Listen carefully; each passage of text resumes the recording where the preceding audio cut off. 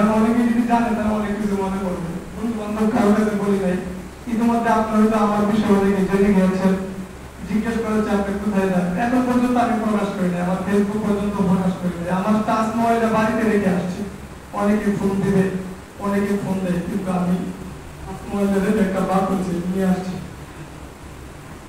মানুষকে এই জন্য বলি না, আমাকে অনেকে মনে করবে আপনার মতো মানুষকে অনেকে ইংরেজিতে যায়, জায়গা থেকে ঠিকানা নিয়েছি, বারবার বলেছে আপনি কোথায় যান বলেন না, কোনো হাঁটাতে কেন যাবেন। লাস্ট টাইম শুধু বলে আসছে যে আমি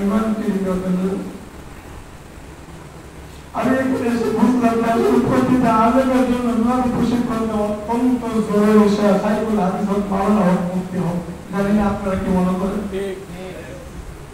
সারা বাংলাদেশের কত জায়গায় গিয়েছি, একটা পরিবেশ আমি কোথাও পাই না। কত পুস্তকের সাথে সাক্ষাৎ হয়েছে, হেফজ করেছি, একটা পড়েছি, মাওলানা পড়েছি, অনেক বছর হাতের লেখা লিখেছি, কত উস্তাদ দেখেছি, কিন্তু এই উস্তাদদের মতো আর কোনো উস্তাদ থেকে আমি হলফ করে বলতে পারি। এত মেহনত, এত পরিশ্রম। আমি একদিনের কথা বলি, আজানের সময় হয়ে যাচ্ছে, নুরুল্লাহ সাহেব প্রায় চোখে পানি বের করে দিচ্ছে, বলতেছে সময় শেষ হয়ে যাচ্ছে, এখনো তো বলা শেষ করে না। দুঃখ লাগে আসলে, আজকে উস্তাদকে ছেড়ে কেটে যাওয়া আমার ভালো লাগে না। কয়েকদিন যাবত আমার চোখ থেকে পানি আসতেছিল, উস্তাদের কত মনে হইলে আমার কান্না।